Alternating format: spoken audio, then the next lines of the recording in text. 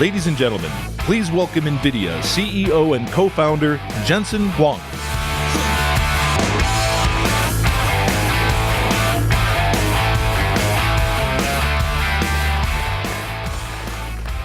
Happy New Year! It's great to see all of you guys. First of all, I want to welcome all of the international press that traveled a long way to be here. I want to thank all of our guests who made a special trip to come see us today. It's great to have you, Ricky. Welcome to NVIDIA's press conference. You know that NVIDIA is singularly focused in one area called visual computing. We have probably made more contribution to this one field in the last decade than all of the companies in this industry combined over the years. In the last several years, we've dedicated ourselves in 4 major directions associated with visual computing. The relentless pursuit of photorealism, making the GPU ever more programmable so that it could be used for more and more applications, extending the reach of virtual computing into mobile computing, and virtualizing the GPU so that we could put it in the cloud. Today I want to show you the progress that we've made in each of these directions. And I'm going to show it to you really in the context of 3 things. 1, games. 2, chips. And what we've all been coming to love about CES, cars. Games, chips, and cars. So let's get started. I've got a lot of things to show you. Now before I start, I have to confess, I'm a little under the weather. So imagine that this is a force field. Don't anybody get too close. I don't know if I'm still contagious, but if I lose my voice halfway through this, we have a really deep bench, okay? All of these guys stand ready to come and help me out. All right, so let's get started. We got a lot to show you today. It's going to be a really fun opening to CES.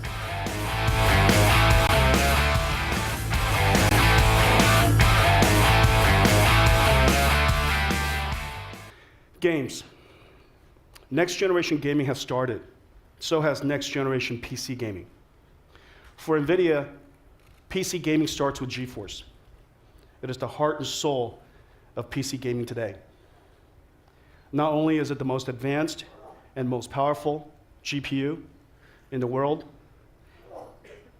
it makes possible and turns a PC into an amazing game console. We've also added to GeForce this application called GeForce Experience.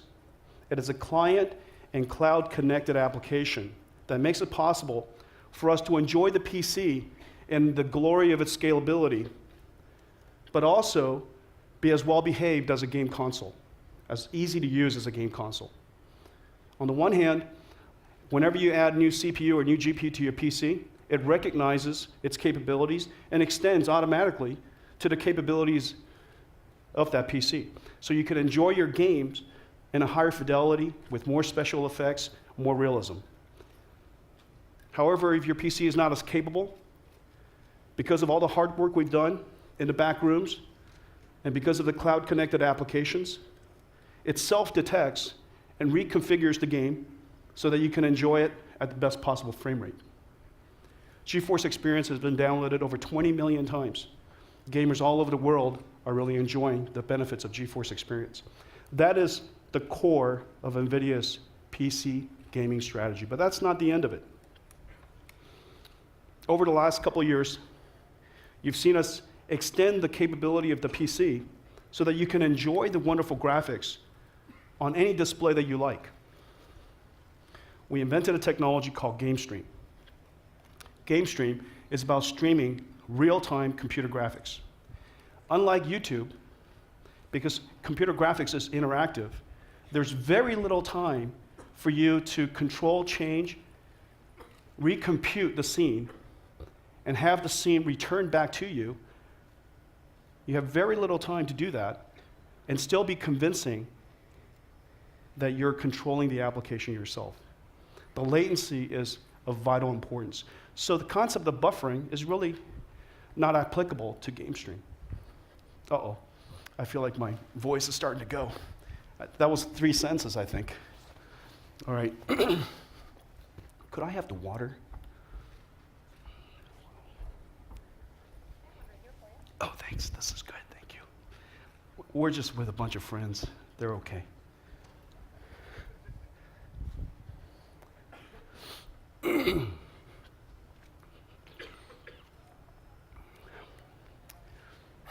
Where was I?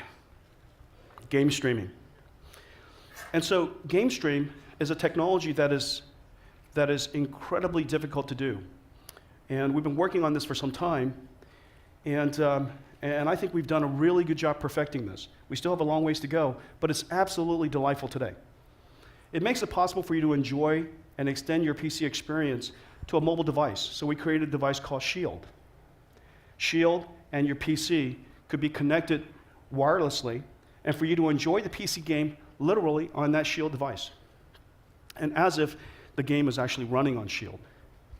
Using Shield in a game console mode with its lid closed, you can connect it to a 4K television and stream 1080p 60 hertz video game right to the television.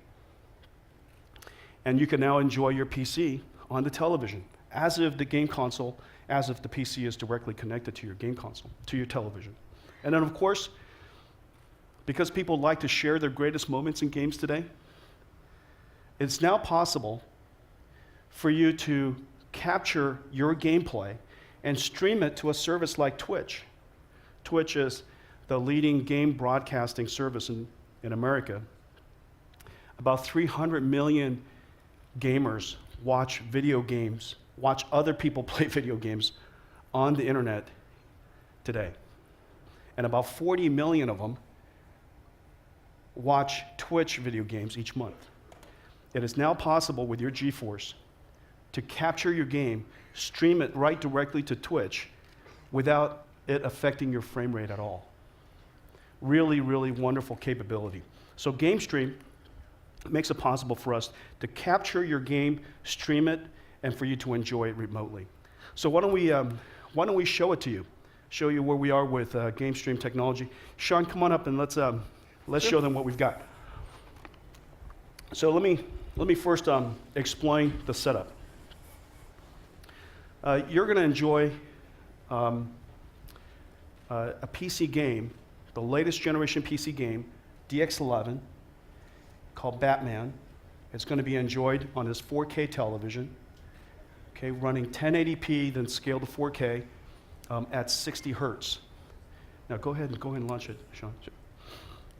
The game is being streamed to this Shield device that's sitting right here. Okay, so this is Shield. Go ahead. So Sean is playing Batman. Now this is using our latest generation GeForce, and notice Batman has DX11, and so there's some special things in Batman. I mean, if you ever enjoyed Batman, it's got so much technology inside.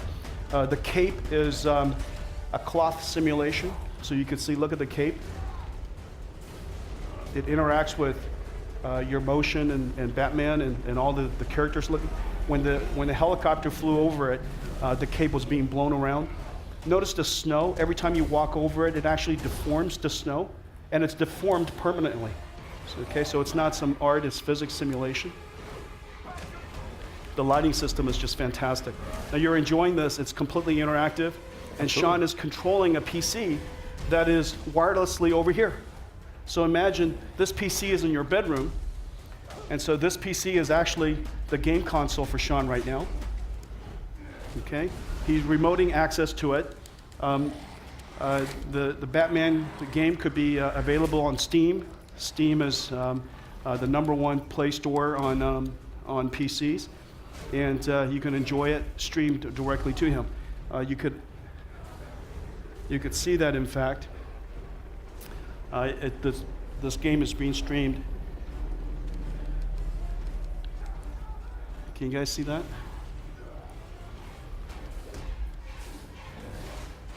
And the two screens are perfectly synchronized, as if there's no latency whatsoever. It feels just like I'm at my gaming PC. So I can instead of lugging my giant gaming PC into my living room, I can enjoy the same experience in front of my TV. So for some people who enjoys game consoles, they can obviously connect a game console to their TV. But if you already have PC gaming, as in several 100 million people around the world today, then you can now, with GeForce, with GameStream, and then with the Shield game console connected device, you can now enjoy next generation games on your television. Okay? Thank you.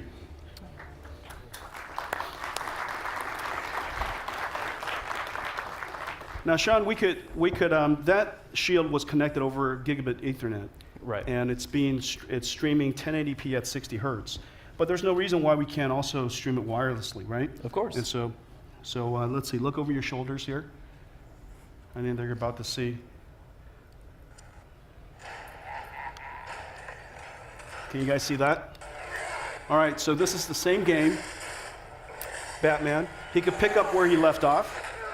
Now he's enjoying it on his portable device. This video game, of course, is unlike anything that's even remotely possible today on a mobile device, and now he can enjoy it in his handheld, in his Shield. Now this is being streamed at 720p, and this is the amazing thing. Now if he's at home, Sean could surely stream from his PC, right there. Okay, that's obviously something that's relatively easy for us to do. However, this is the fun part. Thank you. That's really great. This is the fun part. What's really fun right now is that this server that he was streaming from is actually in Sofia, France.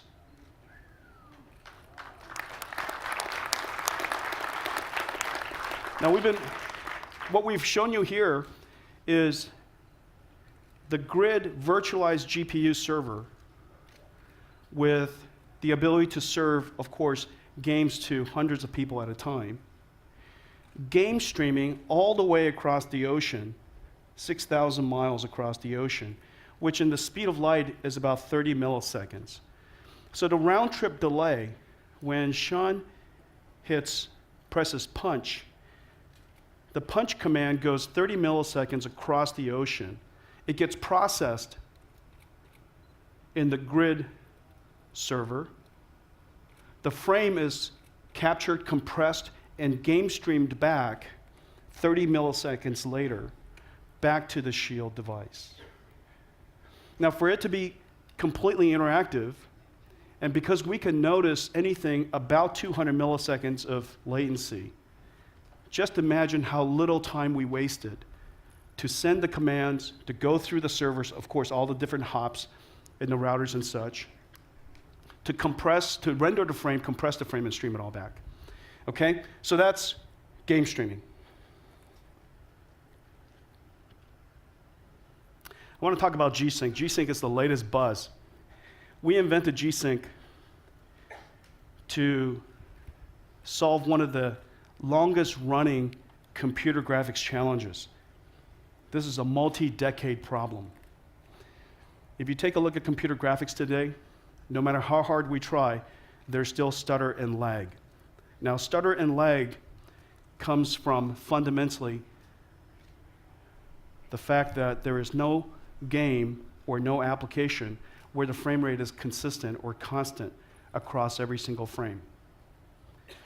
The fact of the matter is, sometimes there's more explosion, sometimes there are more characters, sometimes there are fewer characters. And because now we have multiplayer games, because we have physics, it is now almost impossible for the game developer to know how to load each frame.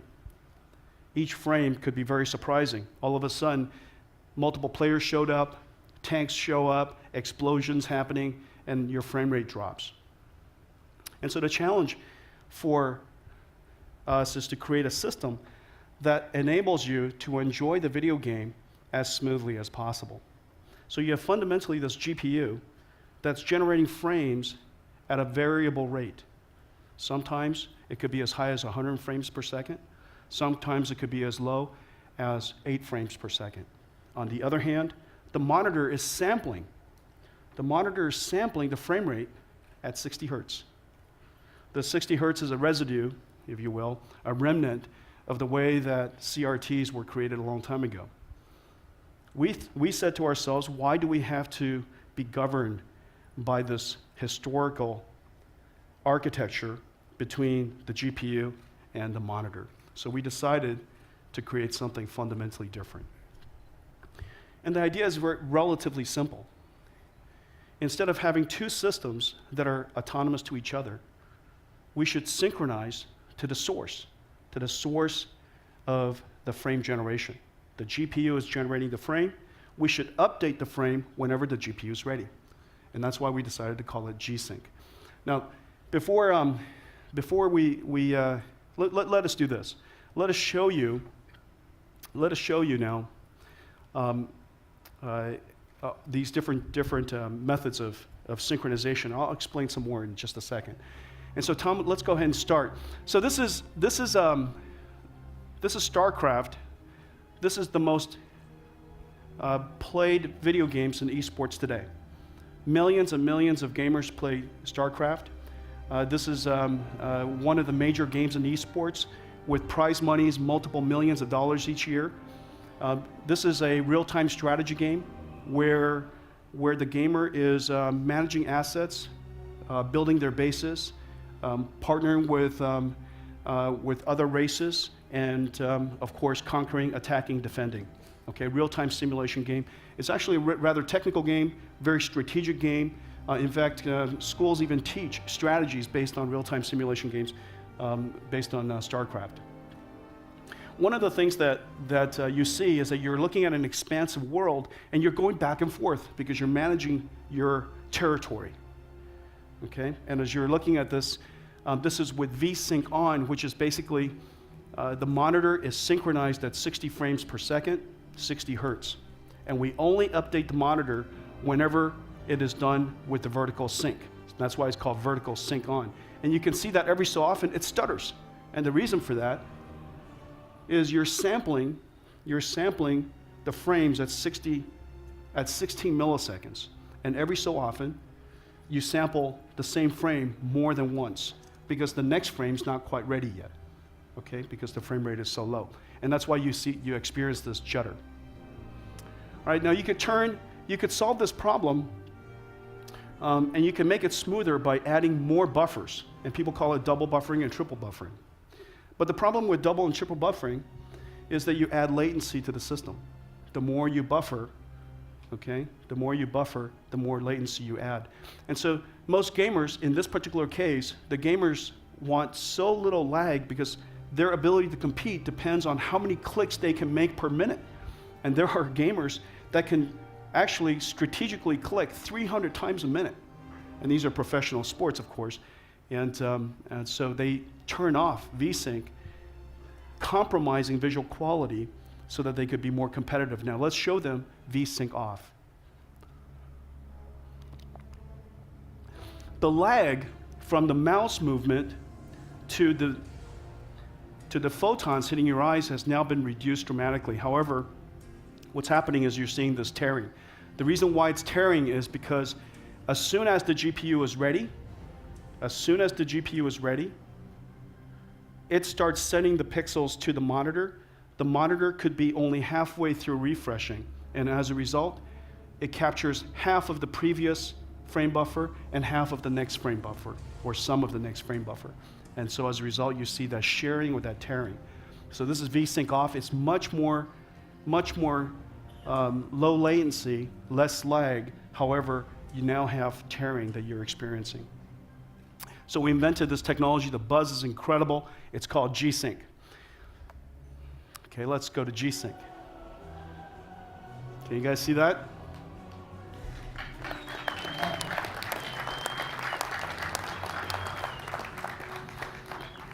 So this is what's happening. As soon as the GPU is ready,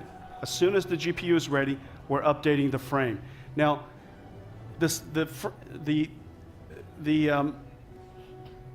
notion of tearing is gone, but the lag is still incredibly low. As a result, you don't see the stuttering that usually comes with V-Sync on, and you don't see the tearing that comes with V-Sync off. Now,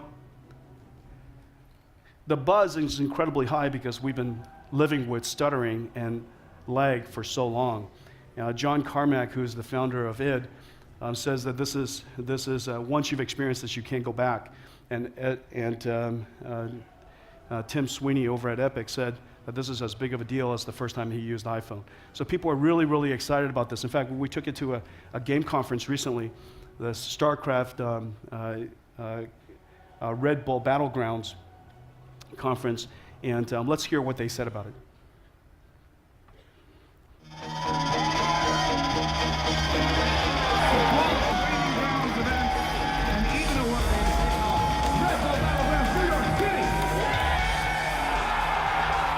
Hey, I'm Andrew with Nvidia, and we're here in New York City for the Red Bull Battleground StarCraft 2 tournament. We had a chance to catch up with some of the world's top StarCraft 2 pros and show them our brand new Nvidia G-Sync technology. So what did you think? It's fast and smooth. Wow, Really okay. great. And it felt comfortable, no lag? Yeah, no rank. Awesome. And what do you think? Yeah, all right, I like that.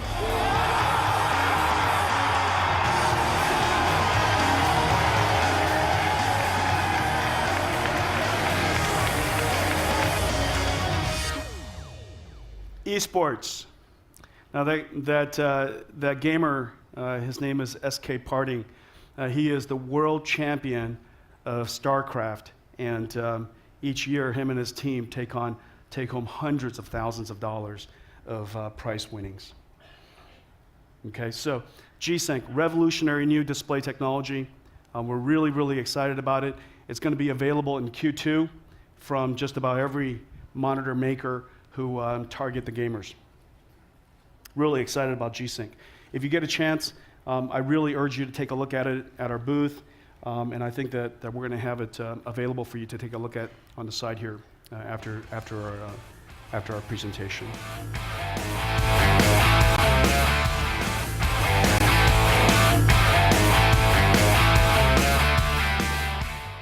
All right, let's talk about chips. You know, the Android operating system is undoubtedly the single most disruptive force in computing in the last 20 years. Whether you're a large company in any industry or a small startup trying to build any new gadget, the Android operating system is the most accessible and the most capable operating system you can get your hands on. It's open source. No wonder the computing revolution in China took off on the backs of the Android operating system and is now the fastest growing mobile computing market in the world. Android started out in the phone industry, completely disrupted the phone market. Then it worked its way into tablets. But that's not where it's going to end. Because it's an operating system that's free to all. Because it's an operating system that allows every company, every country, every industry to freely innovate. And because it is a virtually complete operating system by virtue of the fact that so many of us make contributions to it. There are more engineers working on Android. There are more engineers working around the world in the Android ecosystem than any ecosystem today. And so it stands to reason that the positive feedback system is going to fuel its disruption. At this point, it's kind of hard to imagine stopping it. But it's wonderful for the world. When we think about building Tegra, our mobile processor, we think about what we can do to take the Android operating system, in combination, take it into new markets. Markets where our expertise can especially serve. Markets where visual computing matters. We started out by building the Tegra 2, the world's first dual-core processor. At the time, people asked us, why would you need a dual-core processor? Then we took that to Tegra 3, the world's first quad-core processor. People asked us why we needed a quad-core processor, and it's all very clear now that in a mobile environment, in a mobile context, there are more and more activities that are happening simultaneously. So the question is, where do we go from here? Now there's some new industries that I think Android will continue to advance into and make a contribution to. One of them, of course, is television. That one's a foregone conclusion. It's not if, it's simply when. 4K televisions are coming, smart televisions are coming. It stands to reason that Android is going to be a very important factor in that. Consoles.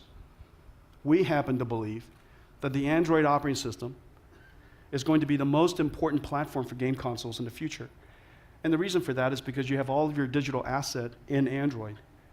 Why wouldn't you want to be home, connected to television, and then have access to all of your photographs or all of your music, of all of your movies, and all of your video games?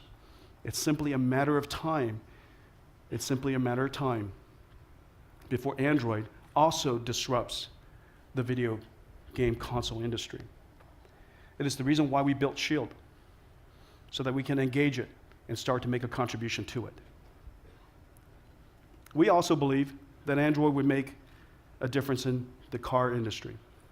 The car industry is one of the most exciting industries in the world for many of us because we love cars, but there's a second reason. We happen to believe that the car will be your most important mobile computer. It is likely to be our most personal robot someday. It is already our most expensive consumer electronics owning, and it stands to reason that it's also going to be the most advanced.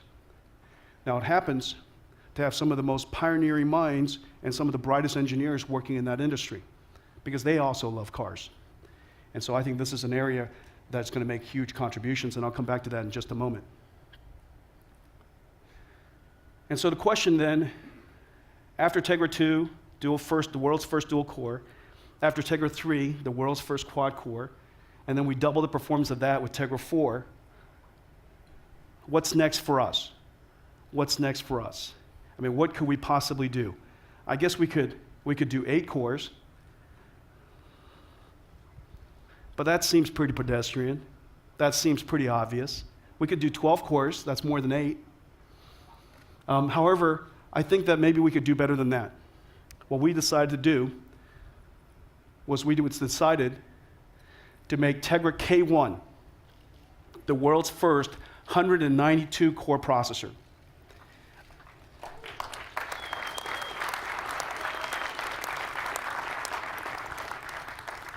A 192 CUDA cores, all programmable by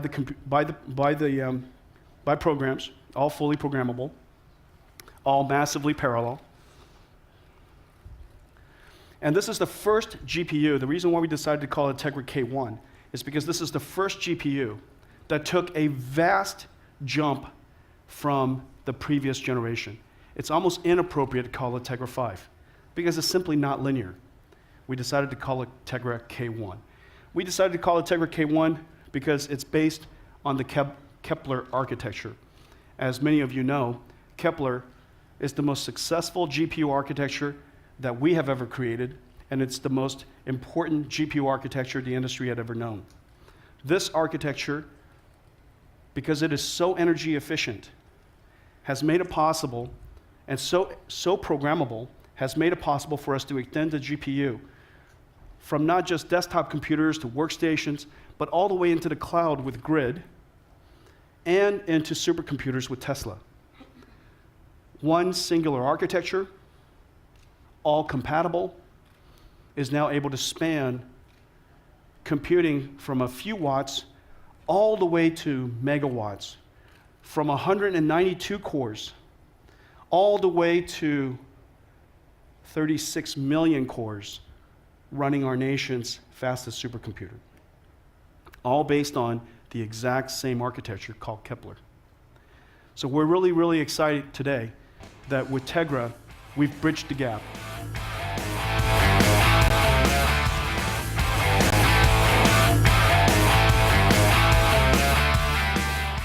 So we're really, really excited today that with Tegra, we've bridged the gap.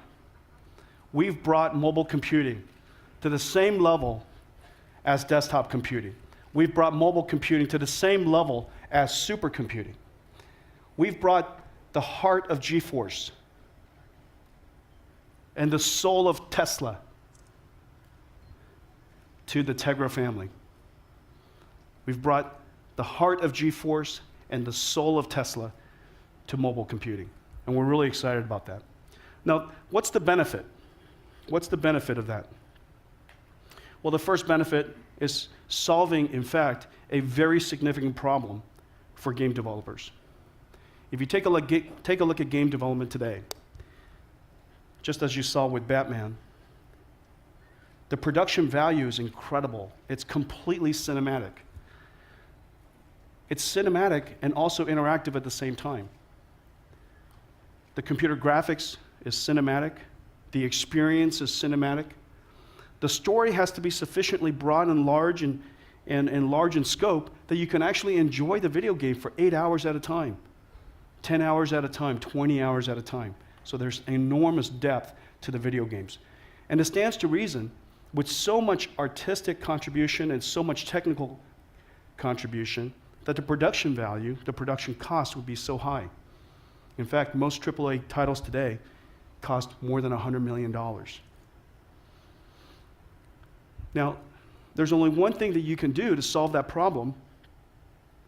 You could either reduce the production value, or you have to have a larger footprint. You have to find a way, as a game developer, to reach more users. Well, in order to reach more users, unfortunately, the architectures are radically different. When you take a look at each one of the game platforms, the architectures historically were very different. They're becoming more and more similar.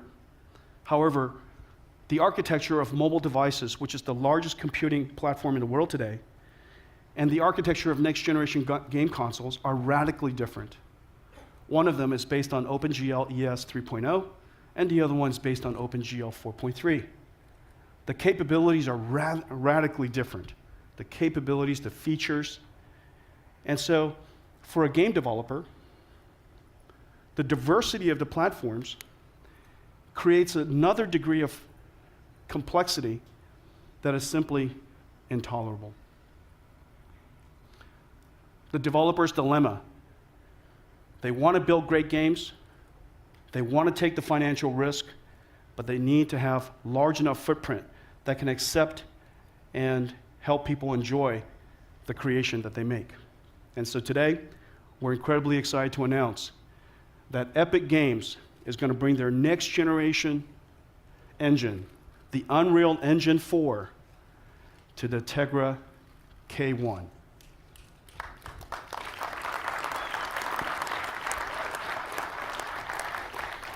And Tim is a man of few words, for all of you guys who know Tim. And he has the highest expectations. We've been working with Tim now for 20 years. He has the highest expectations of anybody in the game industry. And he sets us so cleanly. He says we can take absolutely anything that runs on PC or high-end console and run it on Tegra now. I didn't think that we'd be at this level on mobile for another 3 to 4 years. Now let's take a look at what he meant by that. So if you look at this is Unreal Engine 3. This is the last generation game console. In the year 2002, we launched MV30, which was GeForce Effects, with the invention of DX9. DX9 brought to the world programmable shading. And the effect that we saw in video games were per pixel lighting. So video games became bumpy and shiny. Okay, whereas before it looked chalky and flat, now it looks bumpy and shiny. It came to life. And modern video games are still based on DX9. It wasn't for several years later that Xbox 360 and PlayStation 3 brought DX9 to game consoles. And then many years after that, it came to mobile devices. For the very first time with Unreal Engine 3, with Infinity Blade from Epic running on an iPad. iPad was the first capable machine to be able to run an engine that was introduced in the year 2002. A span of 8 years' time. A span of 8 years' time that it took for the Unreal 3 engine that runs on Xbox 360 and the PlayStation 3 to finally be able to run on a mobile device. Well, that entire 8 years is what we consider last generation. It was the DX9 era. The DX9 era. If you take a look at most video games today, with the exception of some of the more modern video games that we're showing you, when you take a look at a mobile device or you look at a video game today, it's mostly DX9. That's the look of DX9. Well, here is the beginning of next generation. Next generation started with DX 11.1. I'll show you what DX 11.1 can do in just a second. We introduced it with Kepler. 1 year later, because of this incredible imperative to unify the platforms for the video game industry, the new game consoles are effectively PCs. It's architecturally identical to a PC. It's because of this incredible imperative to keep the platforms the same. 1 year later, the game console industry brought the same architecture to game consoles. As a result, now the game developers have a reasonable footprint to target with next generation DX11 games running Unreal Engine 4. But here's the really exciting thing for Tim. And what he said earlier is this. This time around, because of what we've done with Tegra K1, we have now reduced the amount of time that is taken for next generation platforms to be able to reach not just PCs, not just consoles, but also mobile devices of all kinds. The benefits to game developers is really immense. Literally one singular architecture, one singular platform, and more importantly, one engine. Now the Unreal Engine, many of you guys have known as I have been tracking the video game industry, is the most successful game engine of all time. Unreal Engine is effectively the operating system of games. The game AI, the game physics, the game rendering engine, it basically embodies the runtime of modern video games. Unreal Engine 3 had hundreds of games that were credited to it. And here comes Unreal Engine 4, the next generation. So that's what Tim is really excited about.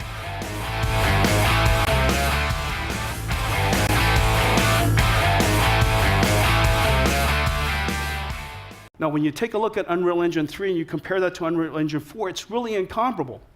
Because Unreal Engine 4 is all about being photoreal. This relentless pursuit for photorealism. Several factors, several characteristics make the next generation game content look so distinguished relative to the previous generation.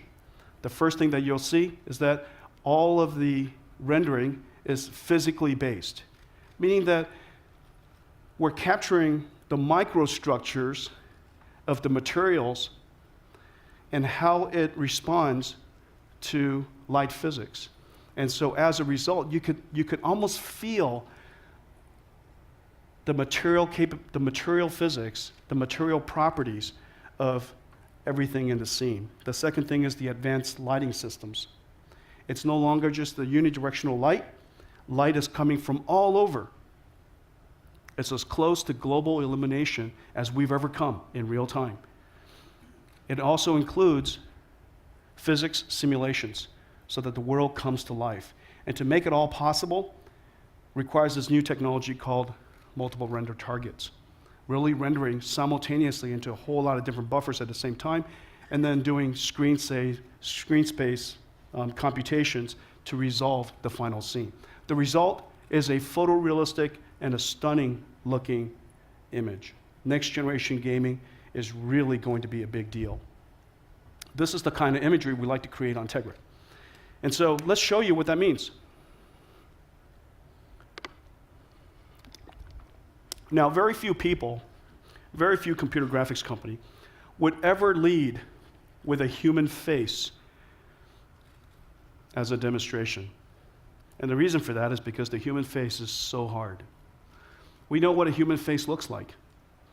Now, if I were to put a monster up here, everybody would say, wow, that's a good-looking monster, and because we've never seen a monster before.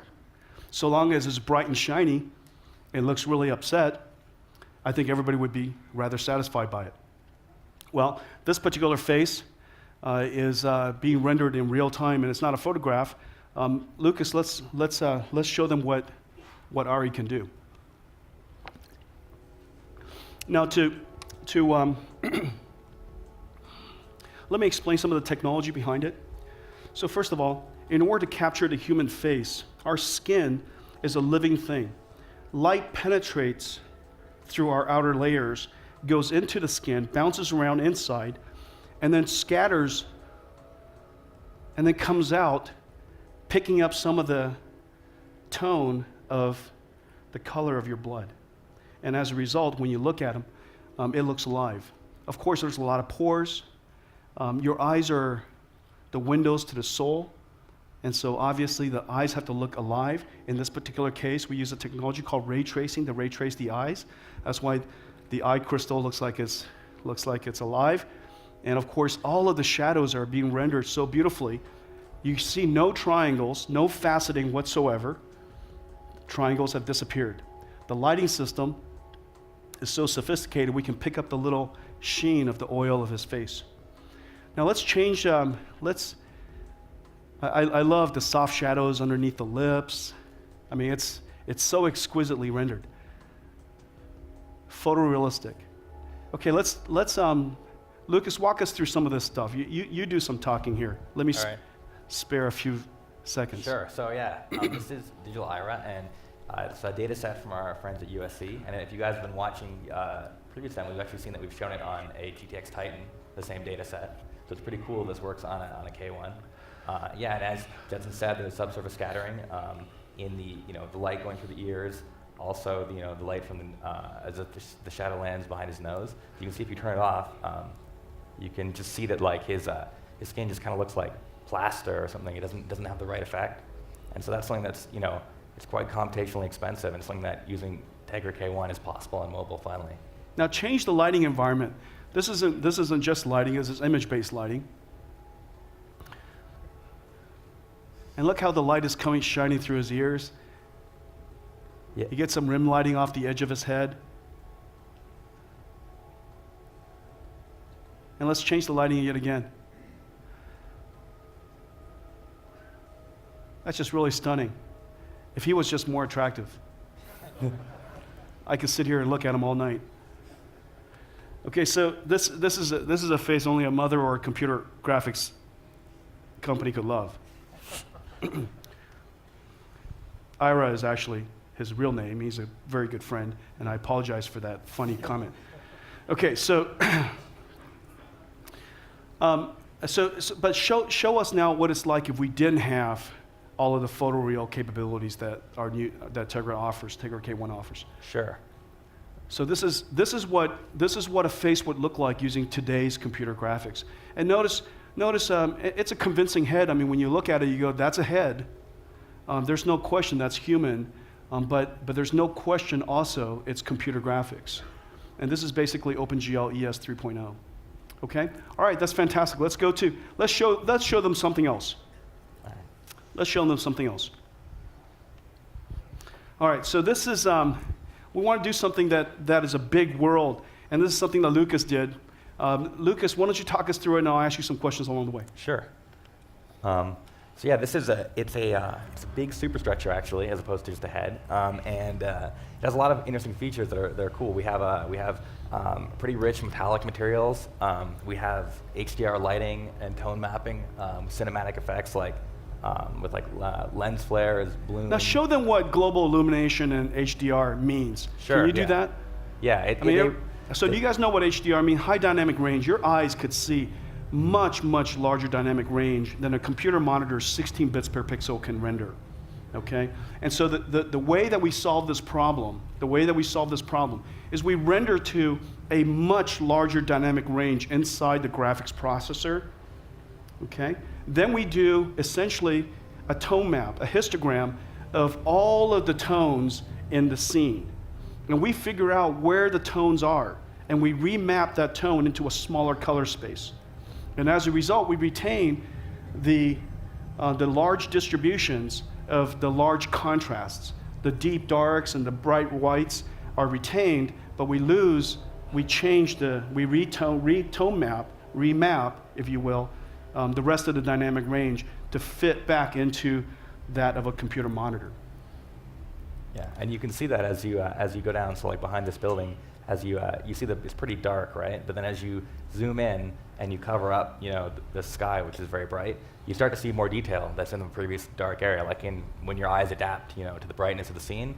But then as you go up and you expose more of the sun, you'll see that it also, it adjusts to allow you to see the sky, which, relative to the back of the building is very bright.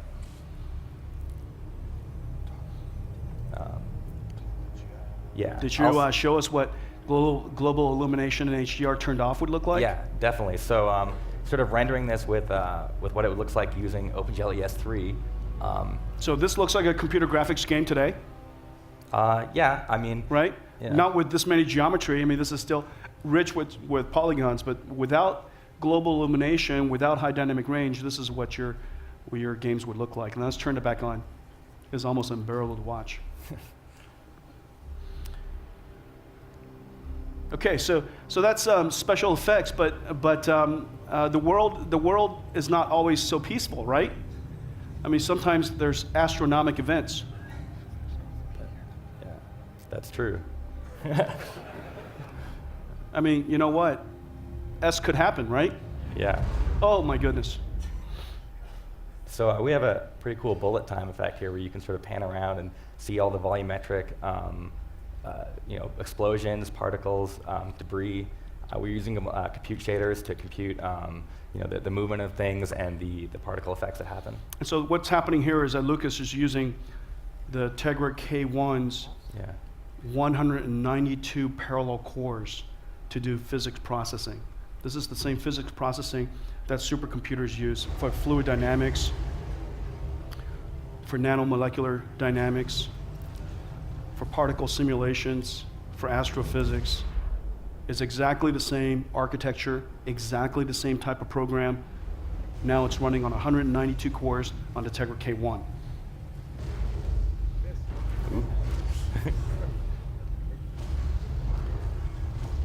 Okay, all right. You could play by yourself on the side there. Let's keep moving. Okay, so that's I think Lucas calls that demo the Meteor. Yes. All right, give him a round of applause. Global illumination, high dynamic range, incredible amounts of geometry, and now physics processing, all being done on the Tegra K1. Now, I want to show you a few more examples of the power of next generation graphics. This is what a state-of-the-art mobile application, mobile game looks today.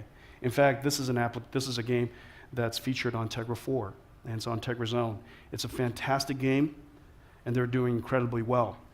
However, this is what last generation graphics looks like. Let's show them what next generation graphics look like.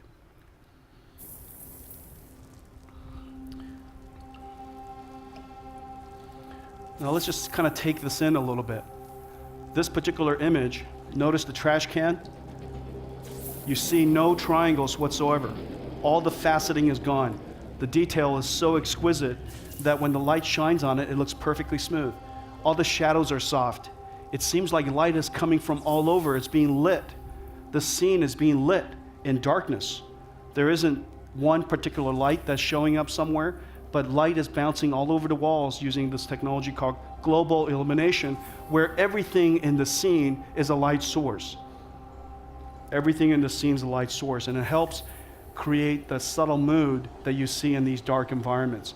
Notice the volumetric fog that's starting to roll in. And just the texture quality is just so incredible. But, this looks like a photograph. Andrew, why don't you take us around here? Sure thing, Jensen. Why don't you take us around and talk us about some of this? Okay, so this, you mentioned before Unreal 4. This is Unreal 4 running on Tegra K1. So this is a demo. Ladies and gentlemen, this is Unreal Engine 4 running on Tegra K1.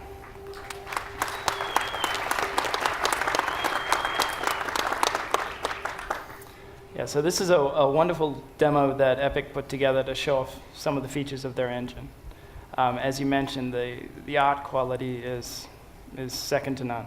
The textures are amazing, and also lots of little effects. As we go around, I'll point some of them out. Look at the water dripping off the wall. Yeah, up here. The lens flare. You look at the sun, high dynamic range. Look how bright the brights are and how dark the darks are. Okay, imagine a camera doing this. Really hard time with a camera doing this. Now it's computer graphics doing this. So as you mentioned before, this is trying to simulate exactly what your eye sees. And indeed, they have a feature called pupil adaptation, where they calculate the luminance in the scene. And just like you would if you went from a bright environment into a dark environment, if you were outside and ran into a room, your pupil takes a little while to sort of adapt to that. They've built that into this engine as well. Gives wonderful effects. They've got lots of nice reflective surfaces as well. So over here we have like a mirror. We have tiles. The trash can over here is reflecting the rest of the room. Now that around trash us. can obviously looks so real because it's somehow simulated in a physically based ways. So that when light bounces off of it, you could almost feel the steel that it's made of. Absolutely, and you can see the water dripping down in the back there. And as we come along here, there's a more sort of plastic posters, reflections again off the tiles. The quality of the textures is unbelievable. This is real-time computer graphics, ladies and gentlemen, on a little mobile chip. Yeah, it's tiny. And you mentioned before bumpy shiny. You always have to have something shiny. So this is a nice shiny pipe, whereas everything else in the scene is quite rusty, and somehow this has managed to stay shiny. The final feature I'll mention just briefly, you see here there's a light sparking, and they do some very clever things with particle effects, and they actually put physics on the particle effects so that the sparks don't just fly through the wall and through all the objects in the scene. They actually bounce off the wall, and then you can see them pulling. And they're actually lighting the environment. And they are lighting, yeah. So there's Right? a light kicking out, and also the effects come down and then bounce around a little bit, give a nice So they all become light sources, and they cast shadows, and you can just see it. Absolutely. It's fantastic. It's just absolutely exquisite. Now, these little tiny details is what increases the production value of games. And we see this with movies today. There are so many things that they do, the attention to detail, that they obviously don't have to do. They obviously don't have to do. But they do it because they want to create something that is exquisite. And you can just tell now, the engine makes it possible for them to do that. Okay, that's fantastic. Let's take a look at a couple of things. This is another scene of the state-of-the-art in mobile graphics today. And in fact, I think this is a game on iOS. What we want to do is we want to show you, you could just tell this is a cartoon. It's lifeless, it's kind of dead.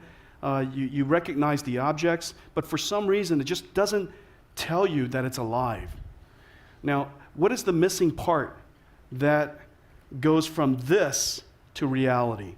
One of them, of course, is the way that the lighting behaves. We know that light doesn't work like this, that there are just subtle shadows and the reflections and the way that light is occluded in the corners, and those type of effects our eyes are looking for, and when we don't see it, we know that it's not real. And so let's take it to the next demo. This is also running on Unreal Engine 4, and here we'd like to show you a couple of things. This is not a photograph. This is not a photograph.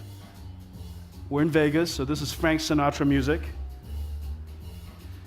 Okay? Now you can almost feel this room coming alive. Now what you're looking at is two very important technologies. One of them is physically based rendering.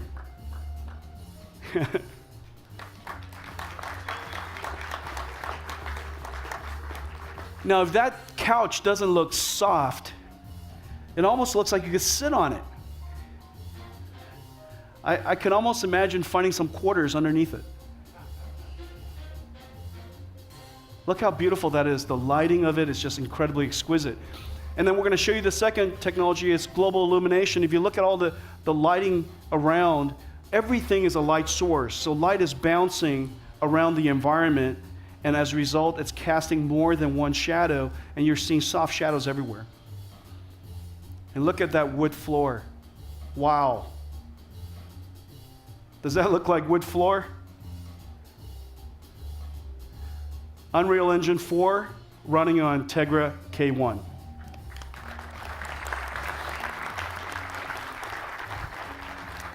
That's fantastic. Good job, Matt. Okay, so now let's take a look at all this stuff in a game. Okay, so this is an Unreal Engine game. This is Trine 2. This runs on a high-end PC today. It runs on a high-end game console today. And look, well, Andrew, you're the master of this game. Tell us about it. Hello again. So this is by a company called Frozen Byte. It's a custom game they've made. This is a first for mobile. It's a really fun game. It's kind of like a platformer, 2.5D, but the cool thing is you have 3 characters. So you can have your warrior guy, you can switch to have a wizard, and he can now remember, this is a mobile device that's been blown up to the size of a theater. Okay? Absolutely. This is a mobile device that's been blown up to the size of a theater. Look at the exquisite detail. They've used Nvidia physics actually in this. So you interact, and a lot of the puzzles are based on physics, and you have to sort of figure out different ways, and we'll see that just up here. So if I run inside now, past the beautiful sort of Egyptian statues. So here we have a puzzle. This one's fairly straightforward, and I have played it a couple times. So you can choose which character you want. So I can try and reflect this beam. And you note the way the lighting follows the beam around. Like this. Oh, yeah. Oh, that's hot. Yeah. So I think I'm actually going to use the wizard here, and I'm going to grab this box and hit the special key, and I should be able to open the door. There we go.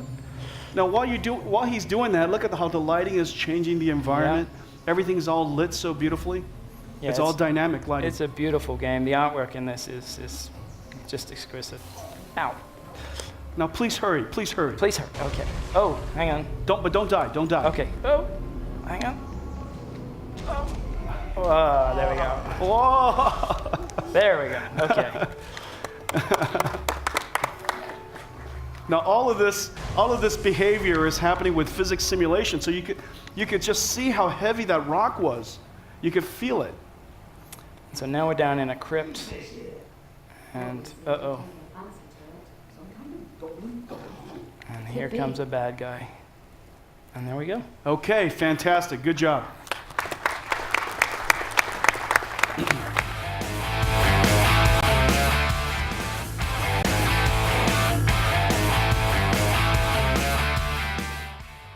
So, Tegra K1, Unreal Engine 4, next generation graphics on a mobile device for the very first time. Next generation graphics, physically based rendering, advanced lighting systems to create effects like global illumination, particle systems and physics simulation, amazing visual effects. Now, if you compare Tegra K1 to a couple of other well-known platforms in the world, one of them is the PlayStation 3 and one of them is the Xbox 360. Both of them are last generation graphics capabilities called DX9. Tegra K1 is based on DX11. But if you look at the horsepower, just the raw horsepower alone, the GPU has more horsepower than both Xbox 360 and PlayStation 3, and the CPU is far and away more powerful than both the Xbox 360 and the PlayStation 3.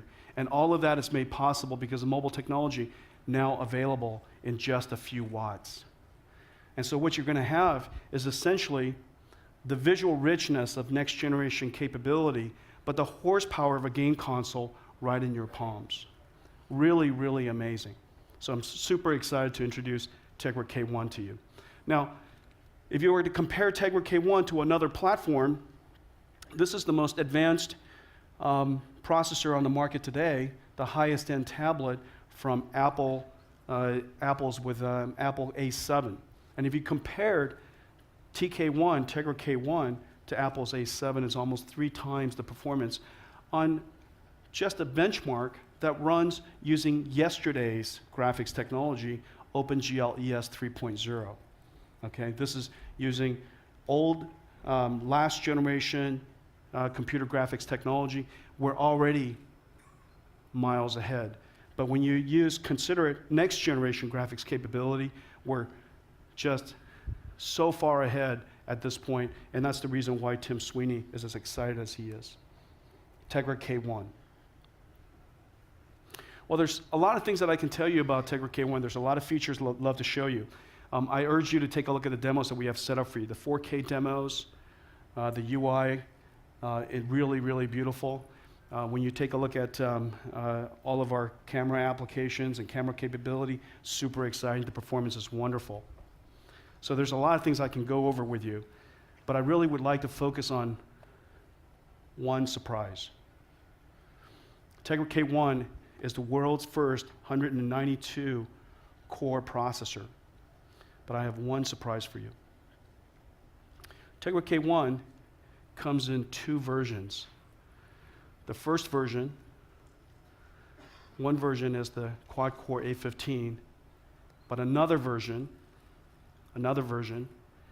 is based on our Denver CPU. We've been talking to you about Denver for some time. This is an endeavor that we've taken some time to do. It's a full custom CPU. It is based on ARM's V8 64-bit.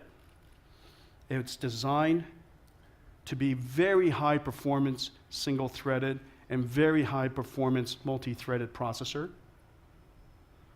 And I'm delighted to announce today that Tegra K1 will also come with dual-core Denver.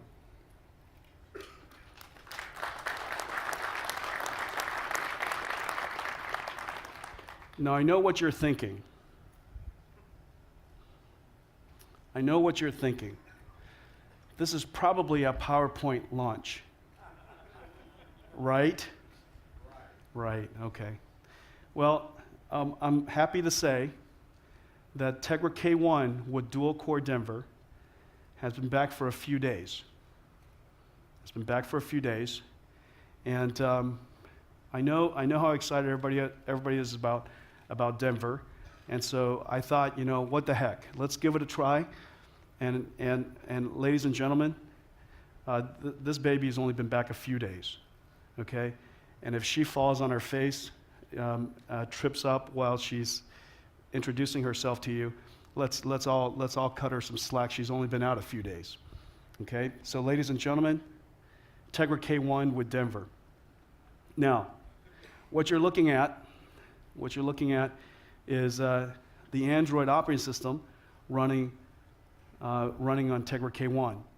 And Lazar, why don't you take it out for a spin? Sure. Wow, look at that. It's only been now the fact. Yeah, I know. That's this. Look, the applause comes from only geeks. Everybody else in the room's going, I've seen a desktop, you know? Well, look, when you work on a chip for 5 years and it comes back and it's not a brick, you're just so happy. I am so happy. So Denver is a full custom CPU. It's going to be incredibly fast. And this is the world's first demonstration of 64-bit V8 ARM on Android. And so let's prove it to them.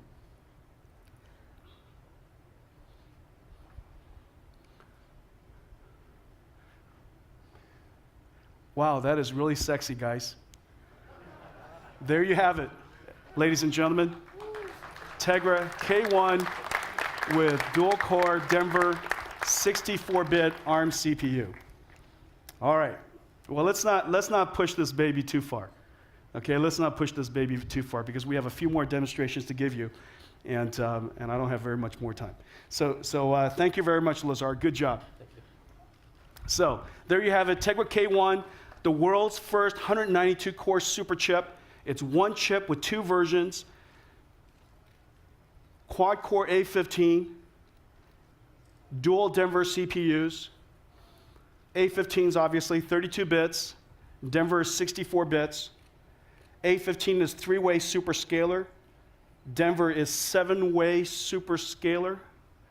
It runs up to 2.5 gigahertz, and it's got a pretty healthy cache, 128 kilobytes and 64 kilobytes of I and D L1 cache. Okay, ladies and gentlemen, Tegra K1.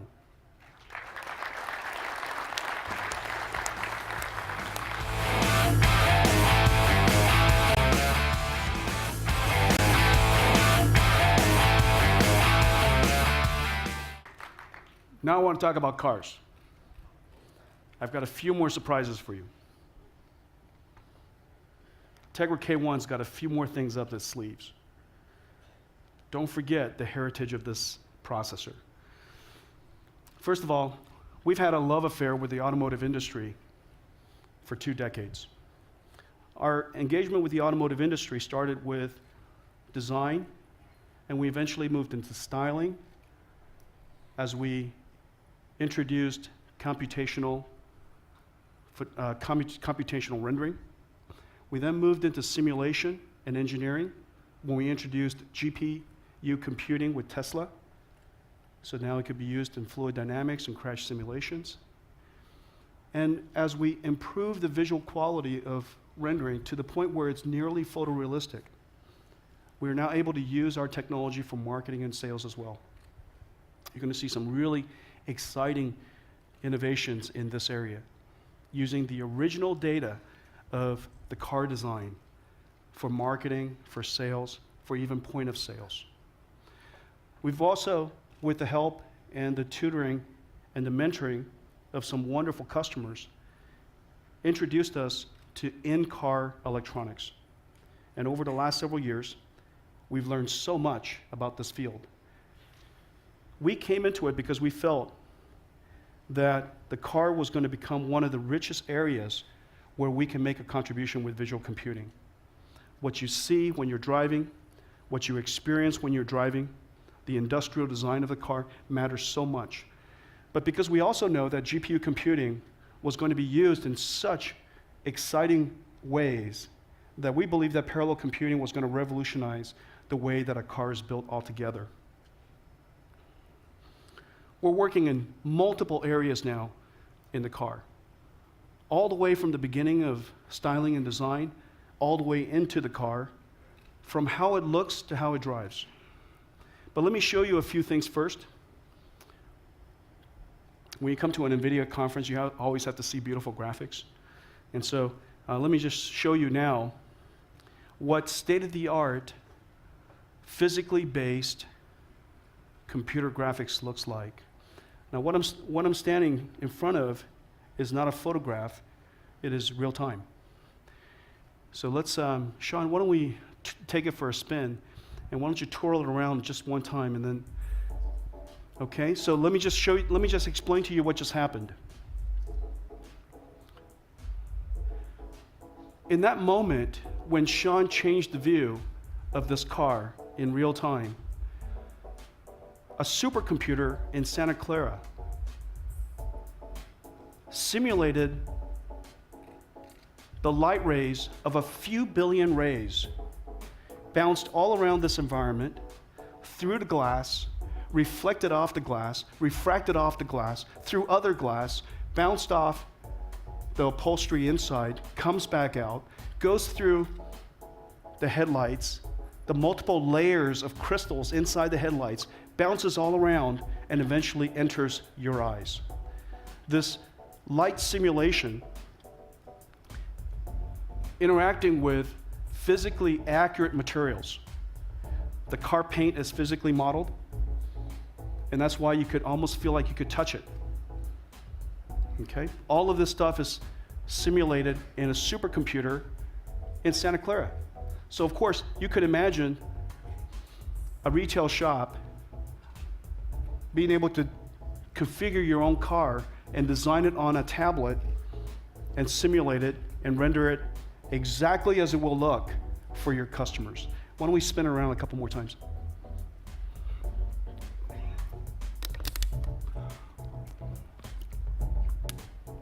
Look at the headlights.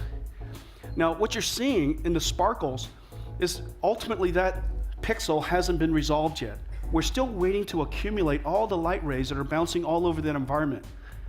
And as you sit here and just kind of look around, you realize as you're looking around, it's resolving this image in real time. The world's first real-time interactive ray tracing engine that's physically accurate. It looks like it's sitting right in front of you.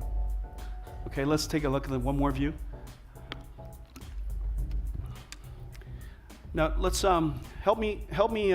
Let's go back and configure it a bit. Okay, so what you were looking at is actually a tool and has these materials that you can select.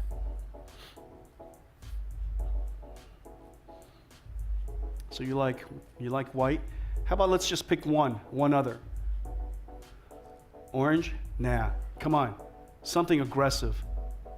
Something that Justin Bieber would like. Like, say, chrome. Let's make one for Justin. There you go.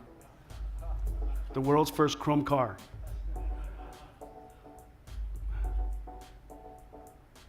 Pretty fantastic. And it's physically modeled, so it looks so real. It looks just so real. Okay, good job. Thank you very much. So this is how NVIDIA's technology is used in design and styling. Now, we've been in the car industry for a long time. Almost every single car that you see on the road is designed with our technology at some point. But we're also inside about 4.5 million cars now. And we're designed into some 20 more brands with 100 more models coming. Millions more cars will come with NVIDIA technology inside. We're just incredibly excited by the cool cars that we're in. The Audi A3 is just a revolutionary car. If you ever get a chance to drive that, I'd really urge you to take a look at that. And of course, the new BMW i3 and i8, and the Tesla model, the Tesla sedan, and also the Tesla crossover that's coming out, Model X.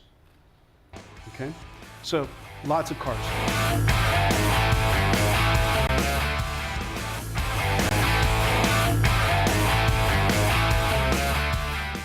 Well, today we'd like to introduce you, of course, to the Tegra K1 VCM. The Tegra K1 VCM is really about bringing supercomputing into your car. And it was really interesting. We were describing this to one of the reviewers of Car and Driver, and he literally just said himself that this is next generation Tegra will perform at this level with 384 gigaflops with 4 processors per car. A 2-car garage would have as much computing power as a $120 million Blue Mountain supercomputer.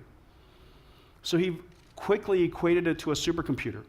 And in fact, just as Tegra K1 has the heart of GeForce, it does have the soul of Tesla. It is the identical same architecture. This architecture powers the world's 10 of the top 10 greenest supercomputers. Every single energy efficient supercomputer in the world today, in the top 10 list, are powered by the Kepler architecture. That same architecture is now in Tegra K1. The question is, what do we want to do with it? I want to show you 2 things. I want to show you 2 reasons why we need a supercomputer in future cars. The first reason, of course, is advanced driver assistance. This is an area that has incredible focus today. It's incredibly exciting because this is the path that leads to the semi-autonomous cars. This is also exciting because it's going to bring magic to the car industry. Your car is going to do things that most people won't be able to understand. And they won't be able to understand it because we have a supercomputer in the car doing amazing things. Using image processing, computer vision, artificial intelligence, and all of the technologies that we've invested over the years, it is now possible with a rich number of sensors around the car to do magical things. Magical things. Now, these magical things start with basic things. The thing that we're going to do today is we're going to make possible a programmable platform, the first time ever, a programmable platform for ADAS, for advanced driver assistance. Today, most ADAS systems are fixed function boxes that are inside the car. But we know that computer vision, deep learning, machine learning, these fields are advancing at amazing rates. We need to provide platforms that when the car is connected, could afford us to download new algorithms that makes the car better and smarter all the time. So that your car becomes better every day and it doesn't stay static from the time that you buy it.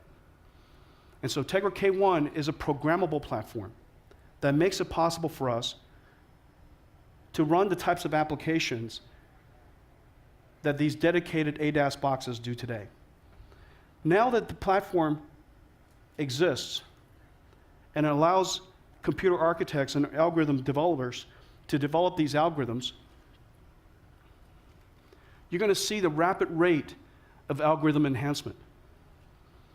What starts out as detecting a feature, which is a car in front of you, collision avoidance, slowing you down,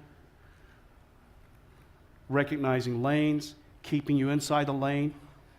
These features will quickly evolve to the point where your car finds its way eventually to becoming an autopilot. We're super excited about this new capability. It brings to bear our last decade of work in the area of computer vision and GPU computing, and all the work that we've been doing in this area, we can now bring to bear for the very first time in mobile devices. So Tegra K1 for ADAS.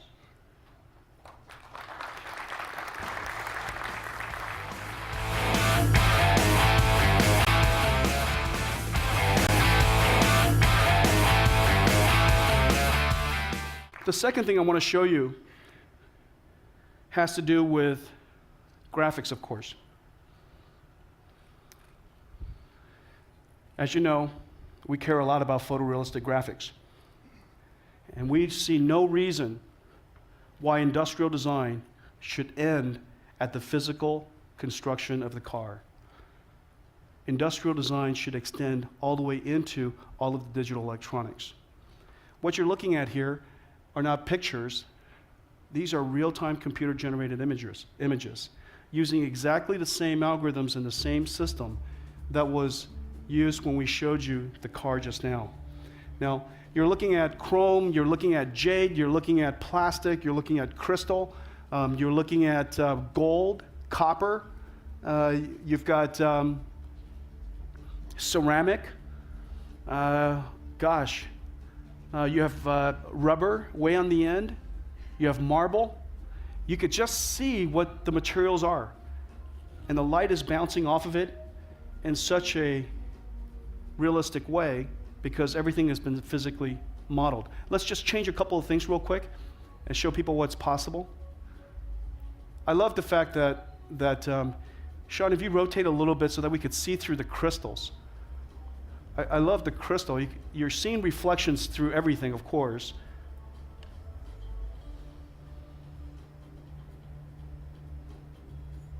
Are you going to change something?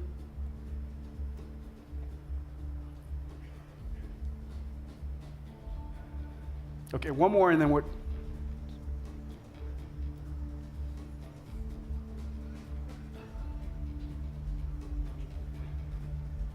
Were you going to do something, Sean? Yeah, I've changed a couple. Oh, you did? What else would you like to see? Oh, no, this is fine. This is fine. I was just trying to keep up with you. I was trying to figure out what you were going to do. Okay, so this is using physically based computer graphics so that we could simulate and render photorealistic objects, and so that we can extend this capability into the car. So today I want to show you a brand new technology for Tegra K1 VCM that we'd like to bring to the automotive industry. It's called Project Mercury.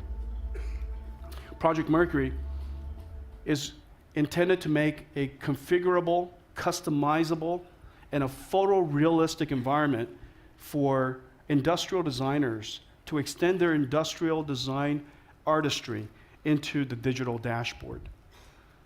Okay, computer graphics is going to be like you've never seen before. And so over here, let's come over here, and Justin, why don't you tell us what you got? Hey Jensen, I'm thrilled to help present Project Mercury because this is a year-long labor of love by our team, and it really represents the first time we're bringing physically accurate gauges, automotive gauges, into the car.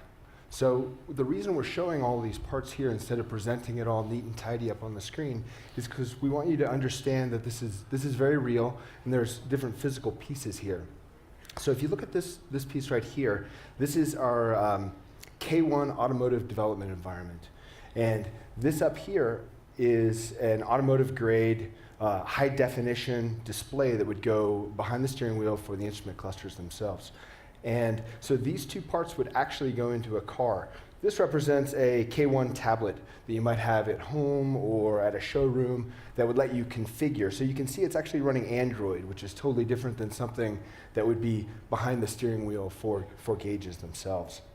So let's start by looking at this part that would be in the car, because this is ultimately what's the most thrilling part of this.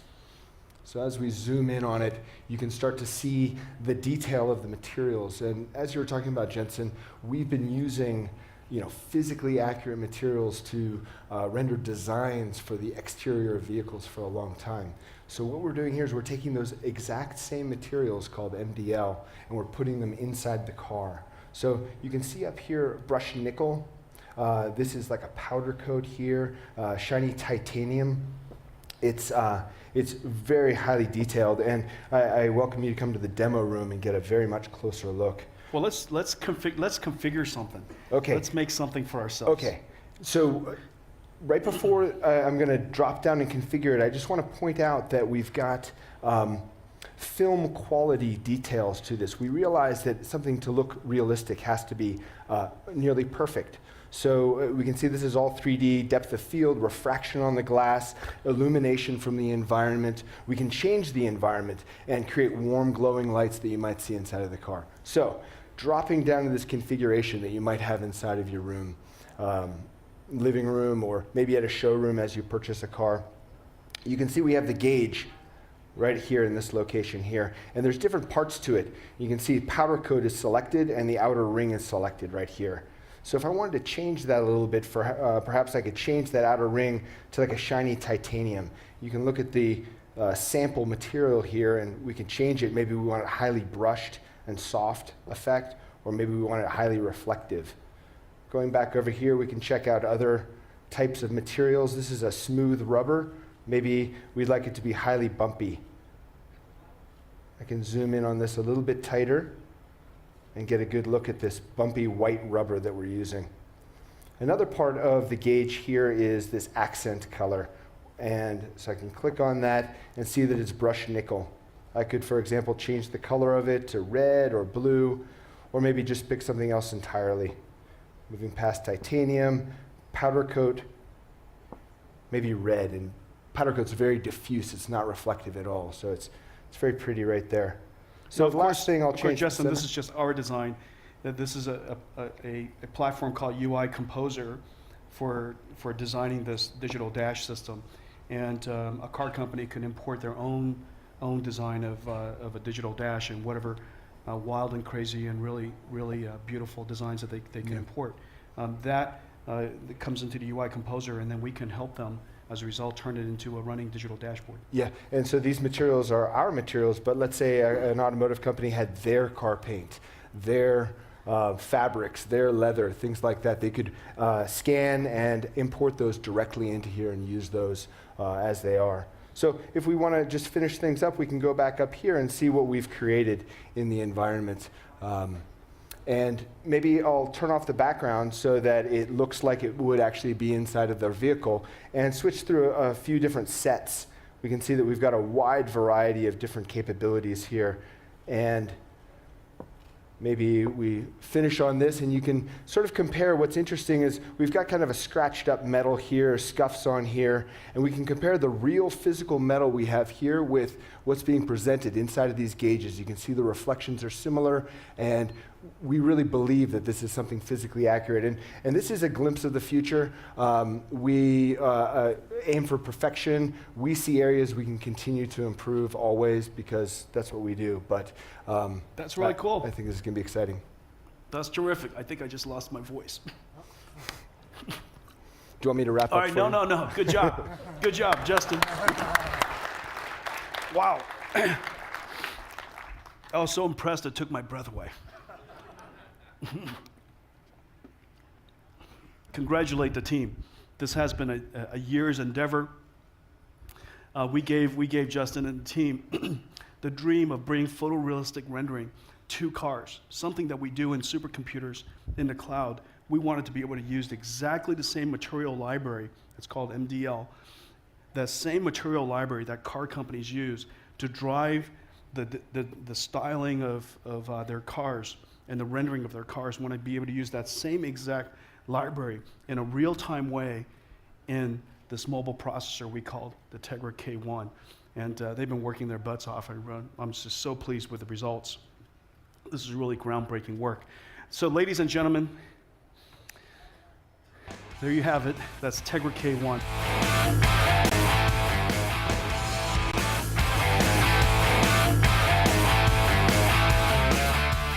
And I do have one more surprise. Maybe this is more of a confession. This is not quite a surprise. This is more of a confession. So Tegra K1 is probably the most ambitious project that we have ever worked on.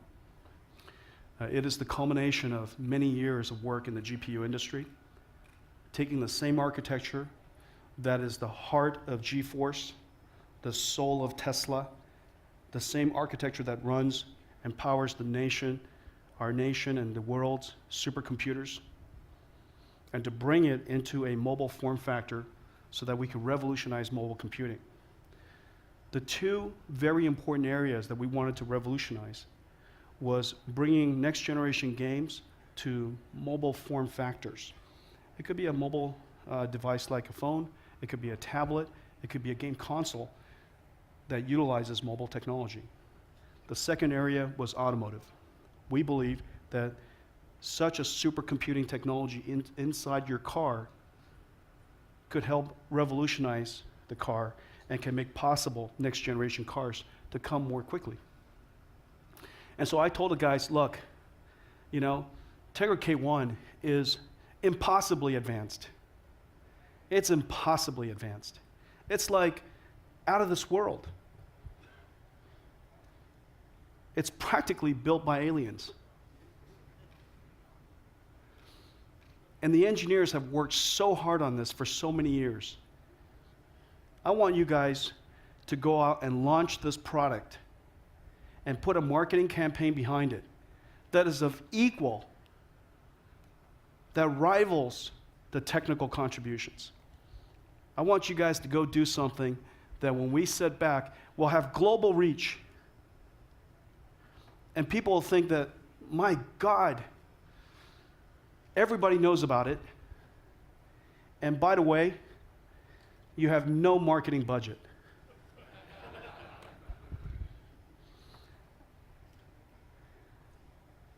And so, ladies and gentlemen, it is true. The NVIDIA marketing team is behind this phenomenon. What you're looking at here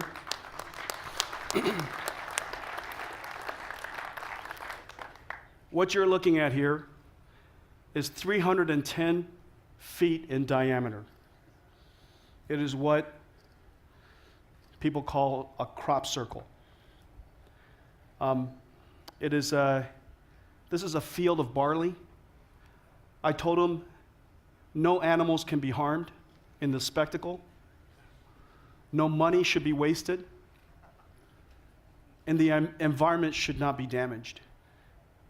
A global launch, something of the magnitude of Tegra K1, and of course, no budget and no one can be harmed. It's an impossible task. And what they came up with was this crop circle. Now, this is a field of barley. It turns out the barley is between cash crops, and it'll just be plowed over. So there's no food was harmed. And because barley is pretty inexpensive, no money was wasted. Now, what was interesting is this. This is in a small town south of Salinas in California. And when I learned about it, I saw it on CNN. I saw it headline news CNN. People thought aliens had done this. And the coverage has been fantastic. Canada to the south, Brazil and Mexico, all the way to the west, Thailand and China, and to the east, UK, of course, where all the crop circles start. Aliens go to. And the coverage has been fantastic. The coverage has been fantastic. These are a couple of our favorites. Somebody wanted to throw a New Year's party. If you could read that, it says, crop circle in Chular, California. Chular, California, by the way, has 1,100 citizens. They have since been visited by fleets of helicopters from news stations. Hundreds of people have pulled off the side of the road to take a look at this astronomical phenomenon. And this one's fantastic. It says, guys, they're going to have a party on New Year's Eve. Guys are $20. Ladies get in for free. And drinks are special, DJ dance floor, and something called Bongzilla. And so this is on that guy's website. The one on the right is really fantastic. I really love this. She's a reporter, and she decoded it. She looked at this, and she figured it out. She figured out that, in fact, it's Braille. She figured out that is Braille. And she's reporting this on the news, that this phenomenon is, in fact, in Braille, and the code that she broke, it's 192. 192 repeated. 192 repeated. Well, of course, it's 192 because the marketing team was very clever. Haha. Tegra K1, 192 cores. And this reporter should be given an award. She could be a cryptologist, and she discovered that this is 192. She thought it was actually an internet address. But anyways, fantastic job from the marketing team. So you have the heart of GeForce, you have the soul of Tesla, and you have the spirit of Nvidia marketing at work. So give those guys a round of applause. And there you have it. This is our announcement today. We talked about three things: games, chips, and cars, as we continue to advance the visual computing revolution. The first part about games, we talked about Game Stream, that it's making possible extending the PC experience. We talked about G-Sync, this revolutionary new monitor that makes it possible for you to enjoy computer graphics in a non-stutter, without lag. We talked about Tegra K1, the heart of GeForce, the soul of Tesla, the world's first 192-core super chip. Comes in two versions, 32-bit quad-core, 64-bit dual Denver. I look forward to telling you more about Denver in the coming months. And then we talked about Tegra K1 VCM, a vehicle computing module, putting a supercomputer in your car. Your car is going to be one of the areas, one of the computing platforms that's going to go through dramatic revolution over the next several years. Really, really exciting change, led by some of the world's best engineers. Some of them are right here in the audience today. You're going to have a supercomputer in your car. It's going to make it possible for your car to eventually lead to semi-autonomous driving.